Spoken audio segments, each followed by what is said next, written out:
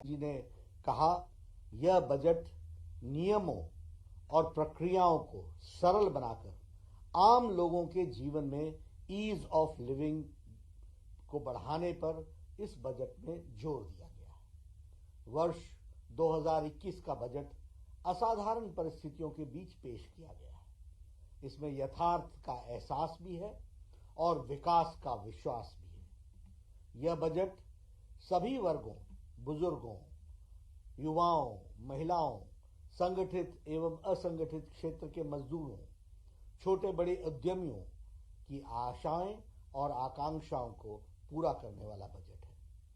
ऐसे सर्वस्पर्शी और सर्वसमावेशी एवं देश के जन जन के सर्वांगीण कल्याण के प्रति समर्पित आम बजट के लिए मैं आदरणीय प्रधानमंत्री श्री नरेंद्र मोदी जी का अभिनंदन करता हूं और वित्त मंत्री श्रीमती निर्मला सीतारमण जी को और उनकी टीम को बहुत बहुत बधाई देता हूं। Health and wellbeing, financial capital, inclusive growth, human capital, innovation and R&D, minimum interventions इस बजट के स्तंभ हैं जो भारत के हर क्षेत्र के विकास पर आधारित है। इंफ्रास्ट्रक्चर डेवलपमेंट पर विशेष फोकस किया गया है।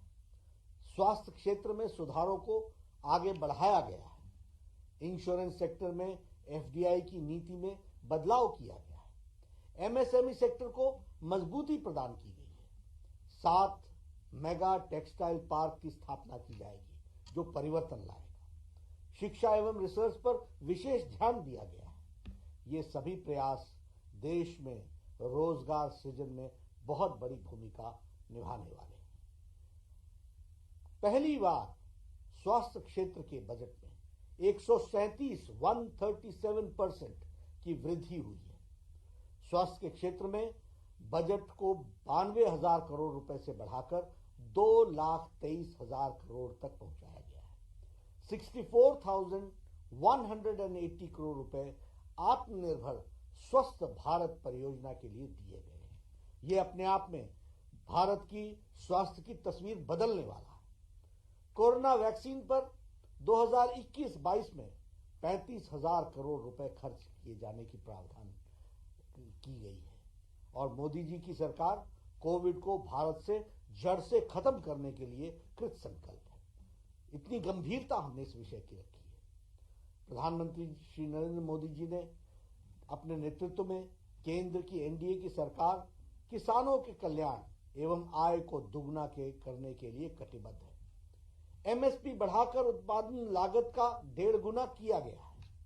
प्रधानमंत्री मोदी जी की सरकार पिछली सरकार से करीब 3 गुना अधिक राशि किसानों के खातों में पहुंचाई गई है। हमारे सीनियर सिटीजन्स जो 75 साल और उससे ज्यादा उम्र के सीनियर सिटीजन्स को IT रिटर्न से राहत देने और पेंशन से आय की इनकम टैक्स की छूट दी जा रही है। सभी के लिए घर हमारे लिए प्रायोरिटी का विषय है।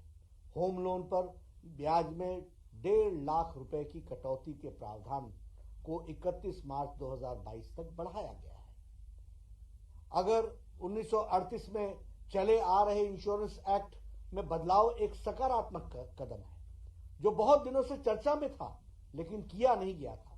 उसे प्रधानमंत्री मोदी जी ने आज उसमें परिवर्तन किया है।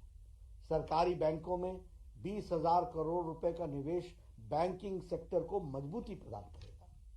15वें वित्त आयोग की सिफारिश माने जाने के बाद अब राज्यों को केंद्रीय करों का 30% से बढ़कर 41% उनको हिस्सा मिल सकेगा। कैपिटल एक्सपेंडिचर के लिए हमारे 5.54 लाख करोड़ रुपए खर्च किए जाएंगे और उसका प्रावधान किया गया है जो कि पिछले बजट से 30% अधिक है, 30% अधिक है। इसके अतिरिक्त राज्यों और स्वतंत्र बॉन्डेज यानी बॉन्ड्स भरने का भी उनको 2 लाख करोड़ रुपए दिए जाएंगे।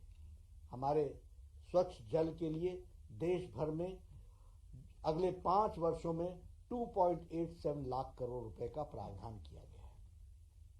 शिक्षा में 100 से ज्यादा सैनिक स्कूलों को हाई एजुकेशन काउंसिल का गठन करके उनकी विकास की बात सोची जा रही है।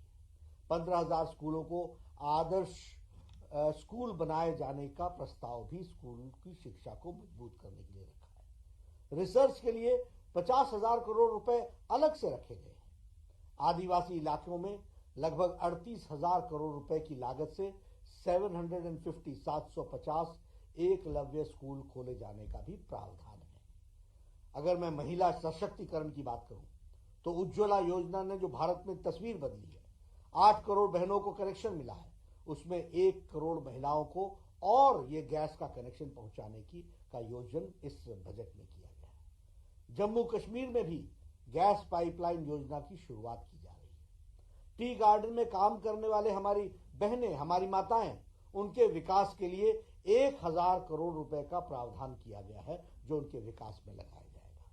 हमारे जो प्रवासी और असंगठित क्षेत्र में काम करने वाले मजदूर हैं, उस असंगठित क्षेत्र के मजदूरों के लिए अनेक योजनाएं लाई गई। देश भर में एक राशन कार्ड योजना लागू होगी। यह हमारे मजदूरों के जीवन में बहुत बड़ा परिवर्तन लाएगा। वो गांव छोड़ करके दूसरे स्थान पर काम करने के लिए जाता है, उसे वहां राशन उपलब्ध हो सकेगा, सस्ता राशन, इसकी व्यवस्था की जा रही है। एमएसएमईज के लिए 15,700 करोड़ रुपए का बजट कोरोना संक्रमण के समय छोटे, लघु, सूक्ष्म एवं मध्यम उद्योगों को मजबूत करने की योजना रखी गई है। छोटे कंपनियों की परिभाषा बदलकर इसके लिए पंजीकृत आधार में 50 लाख रुपए से बढ़ाकर 2 करोड़ रुपए किए जाने का प्रावधान भी किया गया है। उसी तरीके से कैपिटल एक्सपेंडिचर को 34% बढ़ाया गया है। यह इकोनॉमी में बहुत बड़ा परिवर्तन लाएगा। ग्रामीण क्षेत्र में इंफ्रास्ट्रक्चर के विकास के लिए जो आवंटन किया जाता है, उसे बढ़ाकर 40,000 करोड़ रुपए किया गया है। रेलवे के लिए 1.10 लाख करोड़ रुपए, सड़क परिवहन मंत्रालय के 1,18,000 करोड़ रुपए अतिरिक्त प्रावधान किए गए हैं। बिजली से जुड़े इंफ्रास्ट्रक्चर को मजबूत करने के लिए 3 लाख करोड़ रुपए की अधिक लागत से स्कीम को लॉन्च किया जा रहा है। यह बताता है कि सबका साथ, सबका विकास और सबका विश्वास के मंत्र से प्रेरित होकर बजट ये हमारा 2021-22 का आया है। यह गरीबी, किसानों, हमारे जो मध्यम वर्ग के लोग हैं, उनको मजबूती प्रदान करने के लिए और राज्य के कोषीय घाटे को काफी हद तक सीमा में रखने वाला, देश के आर्थिक गति को तेज करने वाला बजट है। मैं पुनः इस ऐतिहासिक बजट के लिए आदरणीय प्रधानमंत्री जी को और निर्मला जी, हमारी वित्त मंत्री, उनकी टीम को बहुत बहुत बधाई देता हूं, अभिनंदन करता हूं और मैं ये महसूस करता हूं कि यह बजट देश को जो संक्रमण काल से निकल रहा है, उसको एक नया इम्पेटस देगा, एक नई ताकत देगा, एक नए ऊर्जा के साथ आर्थिक जगत को आगे बढ़ाएगा और संपूर्ण विकास के लिए, होलिस्टिक डेवलपमेंट में ये अपना योगदान करेगा। मैं इन्हीं शब्दों के साथ इस बात को आपको बधाई भी देता हूं और यह आगे परिवर्तन लाएगा, ऐसा मैं कहता हूं। धन्यवाद।